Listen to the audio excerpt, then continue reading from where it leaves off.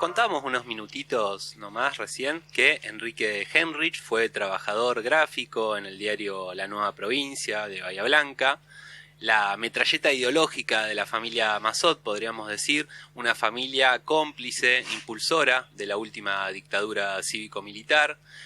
Enrique era peronista, militante sindical y también era una piedra en el zapato de la familia Mazot, ya que junto con otros militantes sindicales, Miguel Ángel Loyola, entre ellos, le exigían que cumplan con el convenio colectivo de trabajo que habían firmado, pero que incumplían. Con la llegada de la dictadura militar, en el 76, meses después, Enrique fue secuestrado junto con su compañero de trabajo y acción gremial, Miguel Ángel Loyola. Fueron secuestrados por un grupo de tareas cuando apenas tenía 31 años. Días más tarde, los cuerpos de ambos fueron encontrados, acribillados a balazos, torturados en el paraje Cueva de los Leones, en las afueras de Bahía Blanca. Esto fue el 4 de julio de 1976. Así que hoy, un poco corrido, ¿no?, de la fecha de aniversario, pero nos parece que siempre es un buen momento para hacer un ejercicio de memoria, es que estamos en comunicación con Rosana Henrich, que es la hija de Enrique y quien ha mantenido viva su memoria año a año. Rosana, buenas tardes. Alejandra Santucho, Lucas Nivovich y Juan Ignacio Guarino te saludan desde la Radio Pública de Bahía Blanca. ¿Cómo estás? Hola, buenas tardes. ¿Todo bien? ¿Cómo andan? Bien, bien, muy bien. Un gusto tenerte acá. Y bueno, como decíamos y como adelantamos, para conocer un poco más esta historia que todos los bahienses, las bahiensas, alguna vez la habremos escuchado, pero que siempre está bueno recordarla porque es una historia que sigue impune, ¿verdad? Obvio que sí. Aparte seguimos en el mes del aniversario, más allá de que haya sido el 4 de julio, pero bueno, todavía sigue. Rosana, ¿vos qué edad tenías cuando secuestran a tu papá? ¿Lo llegaste a conocer? Sí, recién había cumplido 7 años, un 14 de junio. Sí. Y bueno, el 30 de julio lo secuestran. Pero sí, lo llegué a conocer, tengo recuerdos de él. Y el día en que entraron a mi casa también.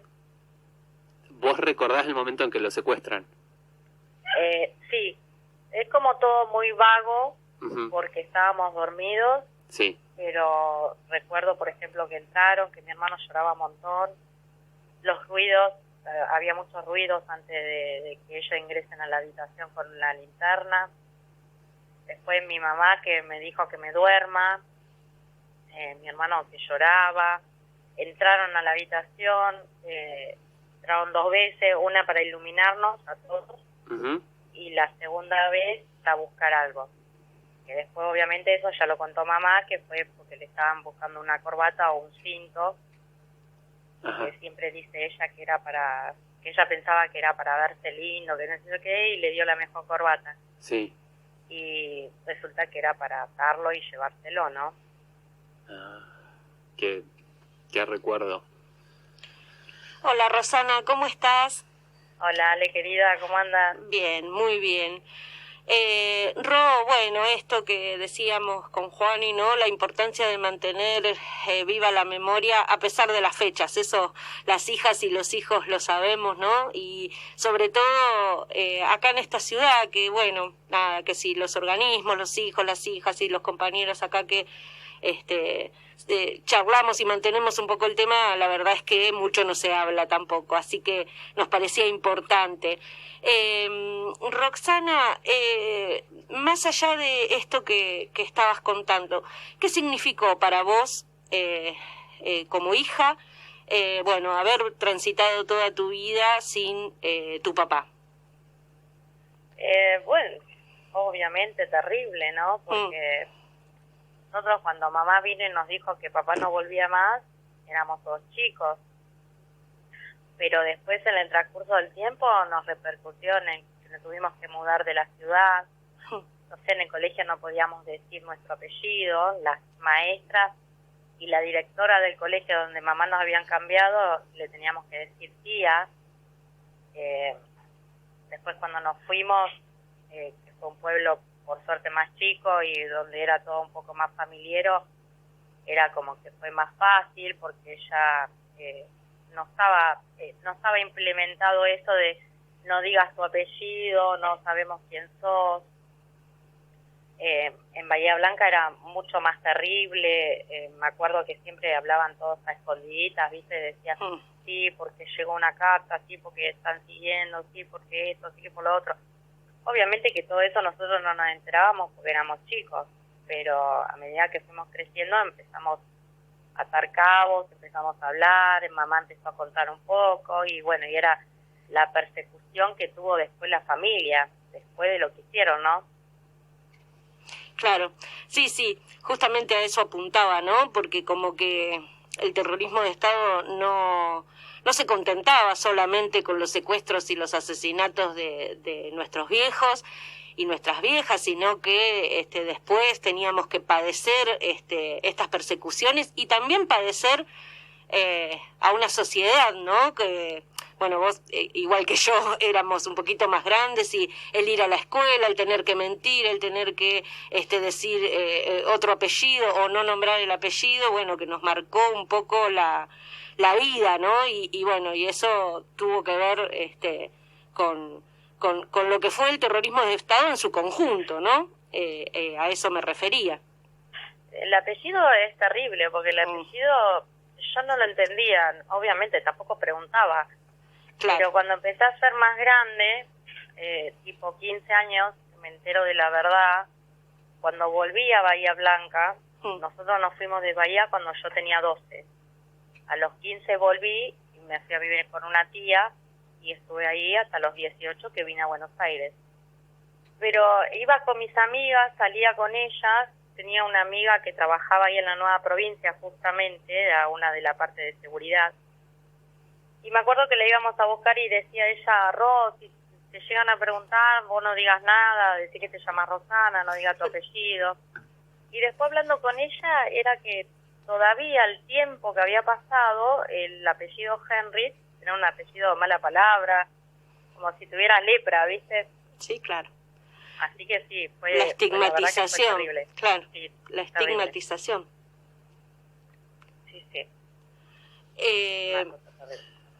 Sí, yo te quería preguntar, Rosana, si alguna vez vos has tenido alguna comunicación con gente del periódico y si hubo algún tipo de explicación, mención, referencia, pedido de disculpas o algo en relación a esto que tiene que ver con, bueno, lo decimos una vez más, el secuestro y el asesinato de tu padre.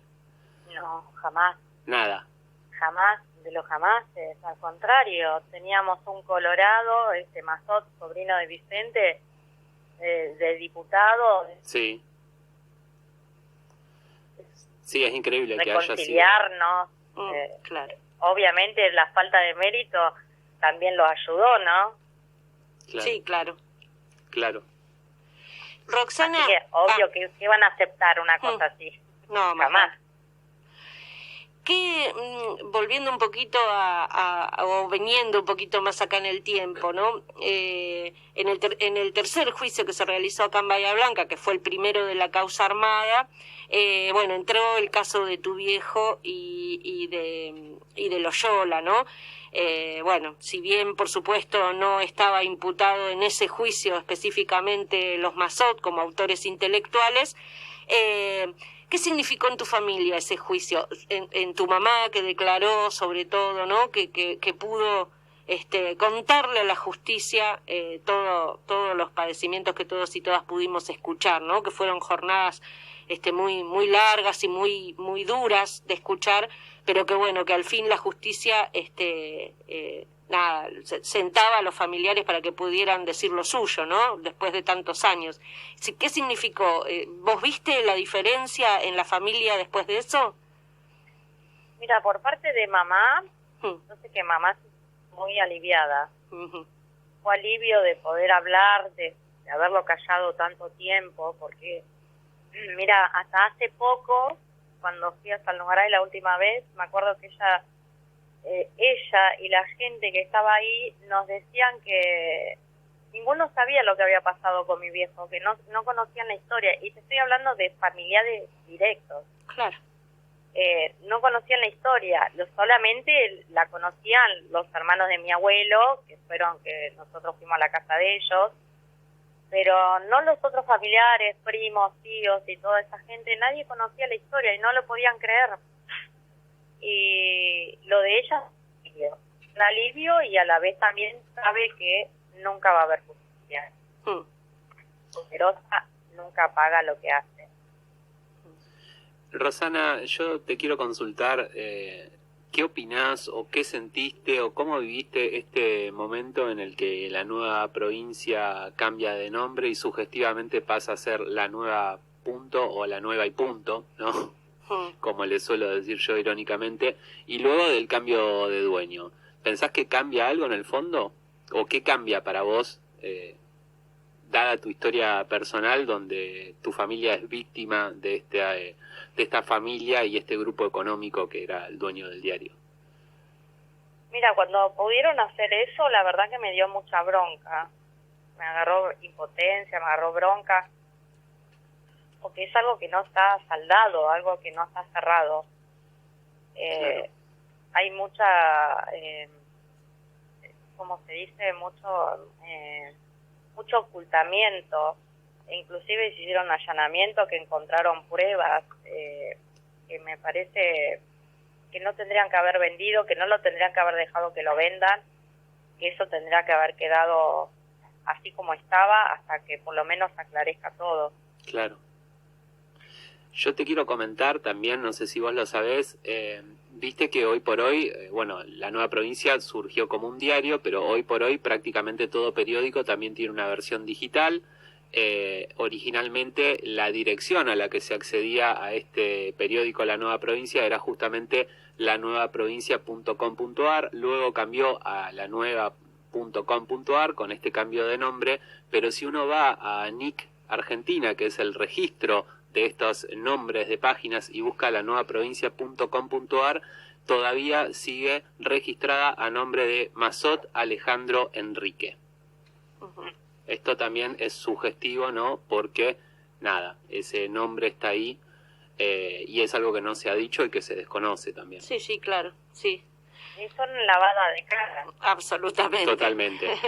Eso es lo que, bueno, vos sabés, Rosana, como militante también de derechos humanos y como de hijos, que bueno, que eso es lo que hemos propugnado siempre, ¿no? Que bueno, la verdad es que necesitaban hacer ese lavado de cara con el cambio de nombre y hasta con el cambio físico del diario, ¿no? Que pasaron de un diario grande, tamaño sábana, a otro más chiquitito. Bueno, hicieron toda una cuestión muy desde lo simbólico, y hoy hay que lidiar con un montón de cosas que, si bien es cierto que el dueño es otro, a nosotros, por lo menos desde Hijos, no nos cabe la menor duda que la línea editorial sigue siendo la misma, nada más que ayornada y bien maquillada, ¿no? Para los tiempos que corren.